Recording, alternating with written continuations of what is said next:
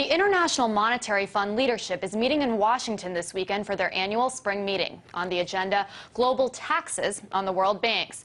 Is this a good idea or just another way for the big banks to create an economic world order? Well, joining me to help figure that out is radio host Alex Jones. So, Alex, the IMF is proposing to tax the profits and pay of some of the world's largest banks. Now, these are the same greedy bankers that got us into the financial crisis in the first place. So, I mean, what's wrong with this idea? Well, this story is one of the biggest and most important in the world, and I'm very honored to be here with you. Back during the Copenhagen Treaty in November and December, the central banks of the G20 openly said this will be a world government run by private Anglo-American, U.S., British, and EU bankers, and that they wanted the global carbon tax to fund them.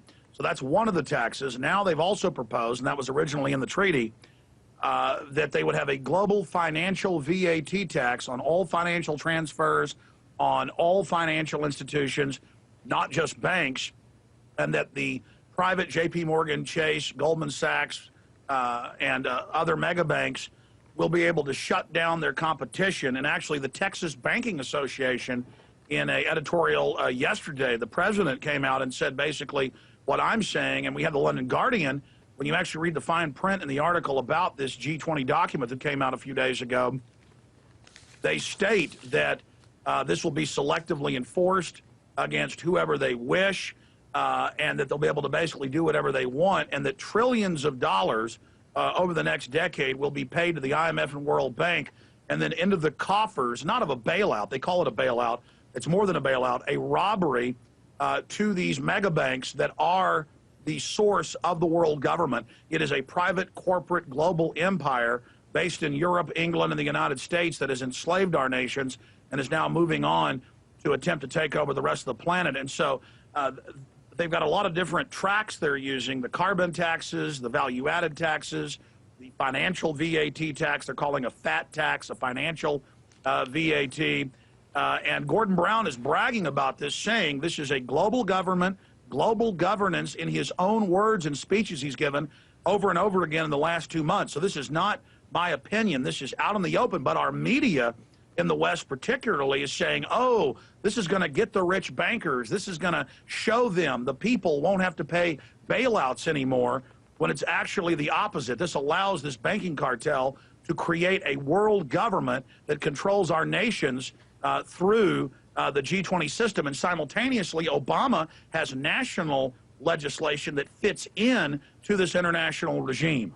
So, Alex, aren't you worried that if individual countries aren't left to punish the banks on their own, they simply won't do it? I mean, it was lax financial oversight that got us into this mess in the first place. So what makes you think that governments will pick up the slack if the IMF doesn't take it up? Well, I mean, the IMF is legendary worldwide. It's a private holding company of the top 10 global banks worldwide. And I mean, they've looted every third world nation on the planet. They've raided Eastern Europe. They've raided Russia. They've raided country after country. And now they're doing to the West what they've done to the rest of the world. I mean, this is on record. It is Goldman Sachs and J.P. Morgan and the other top banks that have their regulators, their former alumni, their former presidents and CEOs in every position: Fed chairman, Treasury chairman, New York Fed chief. They are the people that engineered the banking collapse. That's why Goldman Sachs has now been indicted in the United States and is being indicted by other countries. So no, this is the very same group of criminals through the IMF and World Bank setting up a global Ponzi scheme. It's problem, reaction, solution.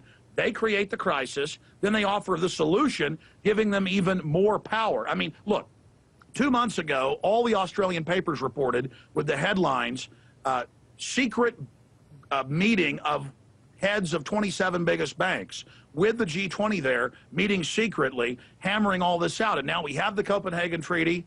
We now have the G20 plan that was leaked on Monday. We know exactly what they are doing.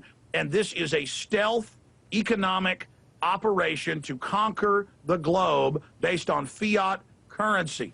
And so this is the maximum threat against all free humanity. And we have detailed articles up at Infowars.com and PrisonPlanet.com where we boil all this down and show all their own statements and documents, they admit this is world government by unelected bankers taking over the planet. This is so important to oppose, and I'm very thankful that RT is covering this. Alex, you know, I want to really quickly talk about the specifics of this tax. I mean, how exactly is it going to work in practice? You kind of touched on this a little bit already about who you think is going to benefit from the tax, but where do you think the money is going to go? Well, we know. Look, private banks have taken over the town where I live, Austin, and almost all of our tax money is now paid to them in fraudulent debt. They're putting a $2.6 billion carbon tax. I mean, you know, here's the local news in Austin that they just passed last night on Earth Day. Earth Day is Global Eugenics Slavery Day. They say what it's going to do. Trillions and trillions of dollars on all financial transactions, and it allows the mega global regulators run by the big banks to go in and to take over their competition. In fact, right here, I have the head of the Texas Banking Association, Eric Sandberg, in an editorial that was in Texas papers that came out 2 days ago on April 21st, saying exactly what I'm saying. We have healthy, real banks that lend and do a good job. Texas has the healthiest banks in the country. They're coming in saying that they can take those over. See, they're going to take over healthy banks and with government power, feed them into their control system. Well, Alex Jones, as always, you have a great way of using your words, and we appreciate your analysis.